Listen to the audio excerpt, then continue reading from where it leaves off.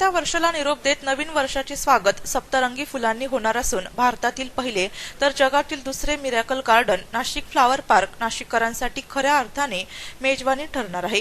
नगरसेवक शशिकांत जाधव, त्यांचे पुत्र शंतनू आणि शुभम जाधव यांच्यासह गोपाळ पाटील, आर्किटेक्ट निधी पाटील यांच्या प्रयत्नातून दुबईच्या मिरॅकल गार्डनच्या धर्तीवर देशातील हे पहिले फ्लॉवर पार्क नाशिकमध्ये उभे राहिले आहे। अंजिनेरी हिल्स शुभम वॉटर पार्कच्या मागे 8 एकर जागेत उभारलेल्या या गार्डनचा आनंद नाशिककरांना 3 महिन्यांसाठी घेता येणार आहे। गेले वर्षभर त्यावर संबंधितांची मेहनत सुरू होती, आज ती प्रत्यक्षात आली आहे। नवविवाहितांसाठी प्री वेडिंग सध्या फॅड ठरलं आहे। अशा नवदाम्पत्यांसाठी फोटो सेशन करिता नाशिक फ्लॉवर पार्क अनुकूल ठरणार आहे। कमीत कमी खर्चात चांगल्यात चांगले फोटो सेशन करण्याबरोबरच सर्वसामान्यांसाठी खास सेल्फी पॉइंट देखील करण्यात आले आहे।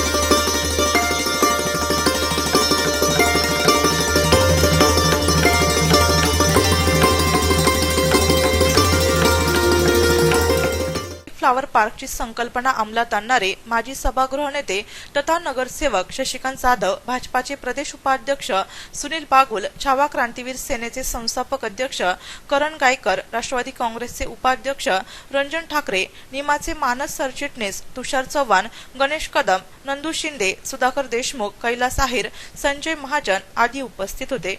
यावेळी संचालक शशिकांत जाधव यांच्या हस्ते खासदार छत्रपती संभाजी महाराज तसेच उपस्थित मान्यवरांचा शाल पुष्पगुच्छ देऊन सत्कार करण्यात आला।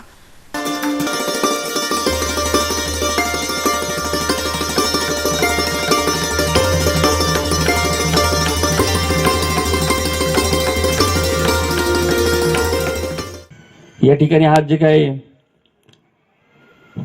गार्डन झालेलं आहे हे फ्लॉवर गार्डन हे मला वाटतं महाराष्ट्रातलं एकमेव गार्डन असेल। अशा प्रकारचं गार्डन महाराष्ट्रामध्ये कुठे बघायला मला तरी मिळालेलं नाही। याचा उल्लेख शशिभाऊंनी केला की परदेशामध्ये शूटिंगला जावं लागतं, परंतु हा दृष्टिकोन ठेवून पुढे याही ठिकाणी अनेक नट नटे हिरो हिरोईन येतील, परंतु नाशिककरांसाठी हिरो असतील ते शशिभाऊ जाधव। त्या ठिकाणी गेल्यानंतर काही बोर्ड होते, ते जुने बोर्ड लावलेले होते, त्या बोर्डवरती लिहिलं होतं की ही सगळी फ्लावर्स इंडियामधून पर्टिक्युलरली महाराष्ट्रातनं आणि काश्मीरमधनं तिथे गेली आणि मग आपली फ्लावर्स आपल्याजवळ राहिली नाही आणि हे सगळे आता फॉरेनमध्ये। त्यावरती आज आपलं एखादा पिक्चरचं जर बजेट बघितलं, आज 400-500 कोटी रुपये खर्च करून आपलेच हिरो हिरोईन आपल्याच फ्लॉवरमध्ये डान्स करायला त्या ठिकाणी युरोपला जावं लागतं, दुबईमध्ये जावं लागतं आणि करोडो रुपये आपले महाराष्ट्राचे भारताचे हे दुसऱ्या देशात जातात।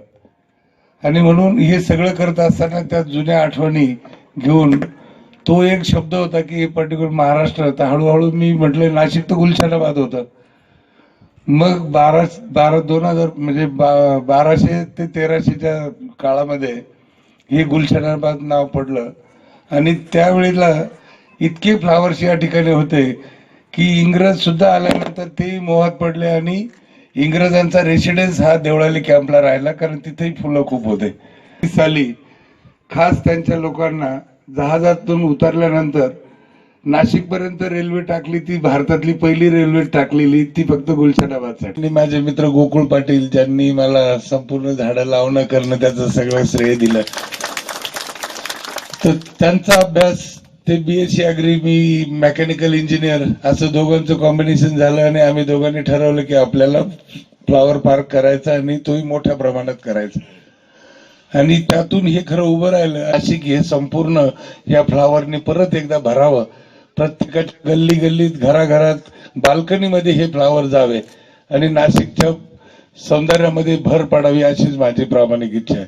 त्या नक्कीच मला वाटेल की जर महानगरपालिकेने जर काही कुंड्या झाडं लावले तर आपल्या घरी जर बाल्कनीत असतील तर आपण रस्त्याची फुलं तोडणार नाही आणि म्हणून ती पोट भरलं की माणूस दुसऱ्याकडे पाहत नाही आणि म्हणून प्रत्येकाला या फुलाची जाण व्हावी, हे नाशिकचं जुनं वैभव परत आपण जागेवर आणावं यासाठी हा खरा प्रयत्न आहे। यावेळी पार्कसाठी प्रयत्न केलेल्या गोकुळ पाटील, आर्किटेक्ट निधी सुशांत पाटील, अनिल प्रसादे, हितेश आणि हेमंत कलाल, अभिजित आणि अजित कदम, गोटीराम कारंडे, योगेश नलावडे, निलेश जाधव, संदीप बंधुरे आदींचा खासदार छत्रपती संभाजी राजांच्या हस्ते सत्कार करण्यात आला।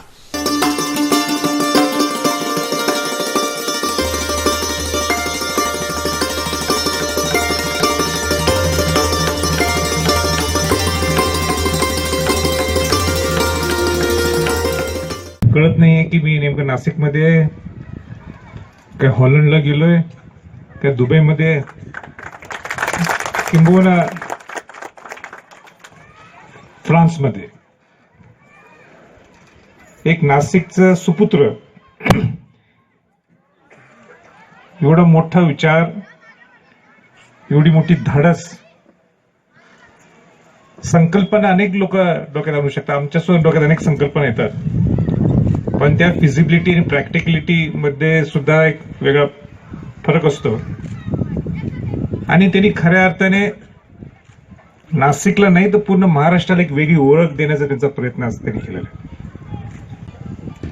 पण एक झाड जगवायचं म्हटलं तरी ते अवघड असते. आणि एवढं चॅलेंज शशिकांत जाधवनी स्वीकारलं.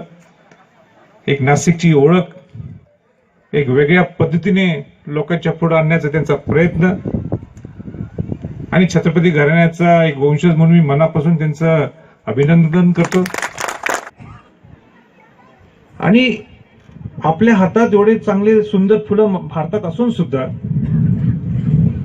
ते आपण एकत्र एक संघ प्रदर्शित करू शकलो नाही. पण ही त्यांच्याकडे जी कल्पना आली याबद्दल त्यांचं खरोखरच मनापासून कौतुक करायला पाहिजे आपण. म्हणजे अनेक वेगळ्या वेगळ्या काम माध्यमातून, पर्यटनाच्या माध्यमातून नाशिककरांनी घेतली आहे. ती आम्ही कोल्हापूर, मी आज मान्य करतो प्रांजळपणाने, ते आम्ही आज मागे आहे तुमच्यापेक्षा. त्याला कारण असे आहे की तुमच्यात इनिशिएटिव्ह घेणारे एक ॲडव्हेंचर लुक या पूर्ण नाशिकला आणण्यासाठी, मग ते नाशिक स्मार्ट असेल, नाशिक सुंदर असेल, पण नाशिक बदलण्याचा दृष्टिकोन, ही जी संकल्पना तुमच्या डोक्यात आली आहे हे खरोखरच एक कौतुकास्पद आहे. आणि माझी दुसरी त्यांना विनंती राहील की ह्याच्याबरोबर एक म्युझिक सुद्धा तुमचं जे बाजू पाहिजे. जसं म्युझिकल फाउंटन असते तसे ते म्युझिक, जिथे येणारा माणूस इतका रम्य होऊन जायला पाहिजे की त्याच्यातच तो राहायला पाहिजे 3-4 तास. अशा दृष्टिकोनातून आपण हे करावं. बोलणं फार सोपं असते सगळ्या आमच्या पुढाऱ्यांसाठी, पण खऱ्या अर्थाने हे इम्प्लिमेंट करणं फार अवघड असते.